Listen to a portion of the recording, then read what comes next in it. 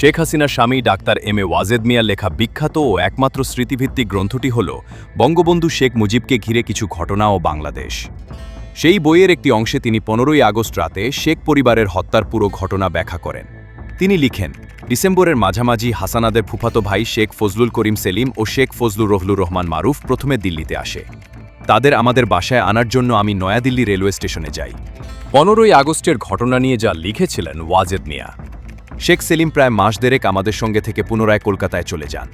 পক্ষান্তরে শেখ মারুফ অসুস্থতার কারণে আমাদের সঙ্গে আরও 2 মাসেরও অধিককাল থাকেন।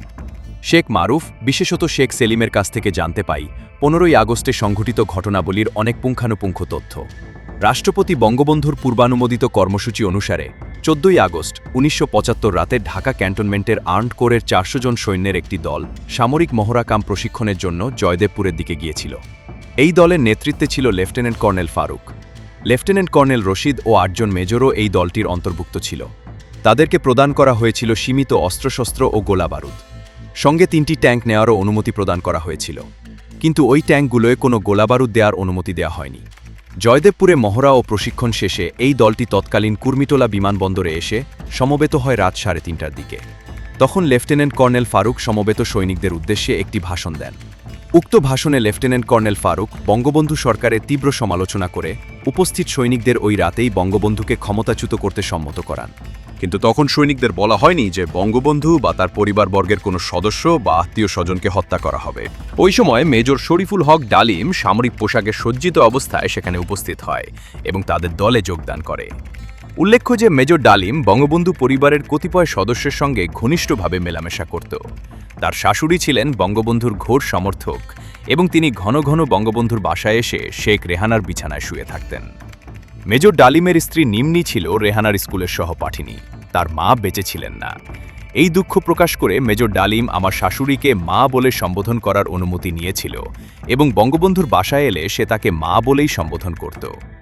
কিন্তু ইতিপূর্বে সশস্ত্র বাহিনীর নিয়ম শৃঙ্খলা ভঙ্গ ও অন্যান্য অপরাধে দোষী প্রমাণিত হওয়ায় মেজর ডালিমকে সেনাবাহিনী থেকে অবসর প্রদান করা হয়েছিল। সে রাতে আর্মড কোরের ওই ক্ষুদ্র দলটিকে 5টি উপদলে বিভক্ত করা হয়। 20-25 জনের একটি গ্রুপকে একজন মেজরের নেতৃত্বে পাঠানো হয় বঙ্গবন্ধুর ছোট বোনের জামাই, মন্ত্রিপরিষদের সদস্য আব্দুর রব শেরনিয়াবাতের মিন্টো রোডের বাসায়। 15-20 জনের অপর একটি গ্রুপকে অপর এক মেজরের নেতৃত্বে পাঠানো হয় শেখ ফজলুল হক মনির ধানমন্ডির 13/1 পুরাতন রোডের বাসায়। 30-40 জনের তৃতীয় গ্রুপটি মেজর ডালিমের নেতৃত্বে প্রেরণ করা হয় শাহবাগের বেতার ভবনে। একটি ট্যাঙ্ক চালিয়ে কর্নেল ফারুক নিজে প্রায় 100 জন সৈন্যকে নিয়ে তেজগাঁও বিমানবন্দর ও কুর্মিটোলা বিমানবন্দর এলাকার বিভিন্ন কৌশলগত স্থানে অবস্থান নির্ধারণে ব্যাপৃত হন। অবশিষ্ট 100 থেকে 125 জনের পঞ্চম গ্রুপটিকে 2 জন মেজরের নেতৃত্বে পাঠানো হয় বঙ্গবন্ধুর বাসা ঘেরাও করার জন্য।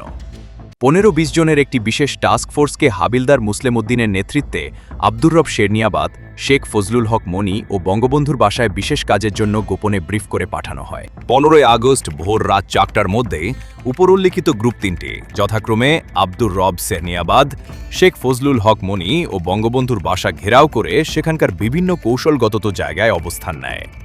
ভোর 5টার দিকে আব্দুর রব শেরনিয়াবাতের বাসায় চারদিক থেকে গুলিবর্ষণ করা হয়। অতঃপর একজন মেজর, একজন নায়েক ও কিছু সংখ্যক সৈন্যসহ উক্ত বাসার ভেতরে প্রবেশ করে আব্দুর রব শেরনিয়াবাদ ও তার পরিবারবর্গের সদস্যদের উক্ত বাসার নিচতলার ড্রয়িং রুমে জড়ো করা হয়। উল্লেখ্য, আব্দুর রব শেরনিয়াবাতের জ্যেষ্ঠ পুত্র আব্দুল হাসনাত আবদুল্লাহ তখন ওপরতলার একটি স্টোর রুমে লুকিয়েছিল। খুনি মেজর চক্রের লোকেরা তাকেও ধরার জন্য ওই বাড়ির সমস্ত কক্ষ তন্নতন্ন করে খুঁজেছিল। এর অল্প কিছুক্ষণের মধ্যে একজন কর্মকর্তার নেতৃত্বে 2 জন সৈন্য স্টেনগান হাতে টলতে টলতে উক্ত ড্রয়িং রুমের দরজার কাছে এসেই সেখানে জড়ো করা সবার ওপর ব্রাশ ফায়ার করে চলে যায়। আব্দুর রব শেরনিয়াবাতের পরিবার বেঁচে যাওয়া সদস্যরা জানায় যে ওই সময় উক্ত 2 জন সৈন্যকে নেশাগ্রস্ত দেখাচ্ছিল। প্রায় একই সময়ে 2 জন সৈন্য শেখ ফজলুল হক মনি বাসার ওপরতলায় উঠে শেখ মনি ও তার পাশে দাঁড়ানো তার অন্তঃসত্ত্বা স্ত্রীকে স্টেনগানে পরপর 2 বার ব্রাশ ফায়ার করে। 15ই আগস্ট ভোর 5:30টার দিকে বঙ্গবন্ধুর বাসা চতুর্দিক থেকে গোলাগুলিতে আক্রমণ করা হয়। প্রায় মিনিট 20 গোলাগুলির পর 2 জন মেজর কিছু সশস্ত্র সৈন্যসহ বঙ্গবন্ধুর বাসার ভেতর প্রবেশ করে। তখন সেখানে কর্তব্যরত একজন কর্মকর্তা ও 2 জন পুলিশ সদস্য তাদের বাধা দিলে তারা ওই 3 ব্যক্তিকে গুলিতে মারাত্মকভাবে আহত করে। স্টেনগানের ব্রাশ ফায়ারের আওয়াজ ও আহত পুলিশের আর্তচিৎকার শুনে শেখ কামাল নিচের অভ্যর্থনা কক্ষে গিয়ে পৌঁছামাত্রই তাকেও তারা ব্রাশ ফায়ারে হত্যা করে। অতপর ওই দুজন মেজর কয়েকজন সশস্ত্র সৈন্যকে সঙ্গে নিয়ে বঙ্গবন্ধুর বাসার দোতলায় ওঠে। প্রথমে তারা বঙ্গবন্ধুর পদত্যাগ করার প্রস্তাব করে। এর জবাবে বঙ্গবন্ধু বলেন, যে দেশের সেনাবাহিনীর সদস্যরা দেশের ও সেনাবাহিনীর আইন শৃঙ্খলা এবং সংবিধান লঙ্ঘন করে নির্বাচিত রাষ্ট্রপতির বাসায় গোলাগুলি করে আক্রমণ করতে পারে, আমি তাদের রাষ্ট্রপতি থাকতে চাই না। অতএব তোমাদের মতো অধস্তন কর্মকর্তাদের নিকট আমি পদত্যাগপত্র পেশ করতে পারি না। সেনাবাহিনীর চিফ ও ডেপুটি চিফদের এখানে নিয়ে এলে আমি তাদের নিকট আমার ইস্তফা প্রদান করব। এরপর ওই দুজন মেজর বঙ্গবন্ধুর কাছে বলেন, সেক্ষেত্রে তাকে ঢাকা বেতার কেন্দ্রে গিয়ে বেতারে তার পদত্যাগ ঘোষণা করতে হবে।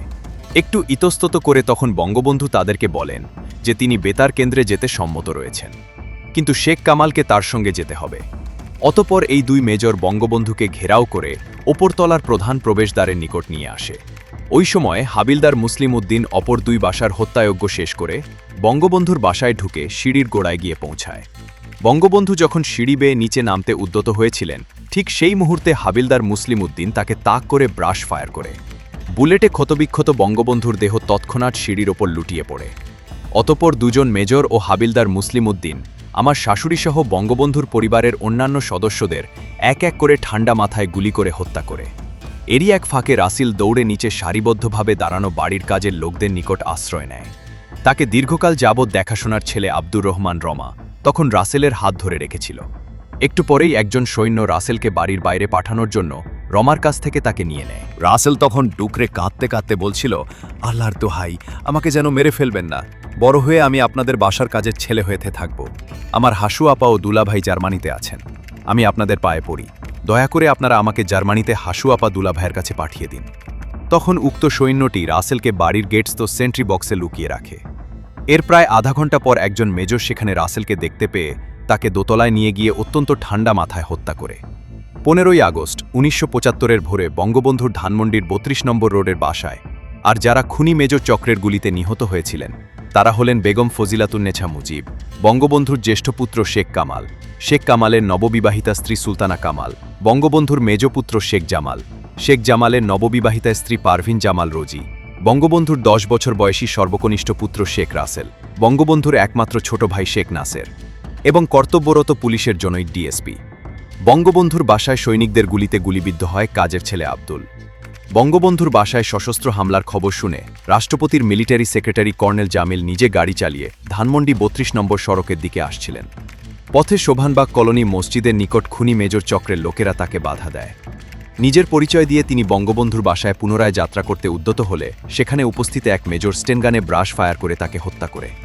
মিন্টো রোডের সরকারি বাসভবনে যারা নিহত হয়েছিলেন তারা হলেন বঙ্গবন্ধুর ছোট বোনের জামাই ও মন্ত্রিপরিষদের সদস্য আব্দুর রব সেরনিয়াবাত। আব্দুর রব সেরনিয়াবাতের 14 বছর বয়সী কন্যা বেবি, তার 12 বছর বয়সী পুত্র আরিফ এবং তার জ্যেষ্ঠ পুত্র আব্দুল হাসনাত আবদুল্লার 4 বছর বয়সী পুত্র বাবু। এছাড়া নিহত হন আব্দুর রব সেরনিয়াবাতের একজন মধ্যবয়সী ভাতিজা, একজন কিশোর ভাগিনা নান্টু, তার বাসায় আগত 3 জন অতিথি এবং তার বাসায় কর্মরত 4 জন কাজের লোক।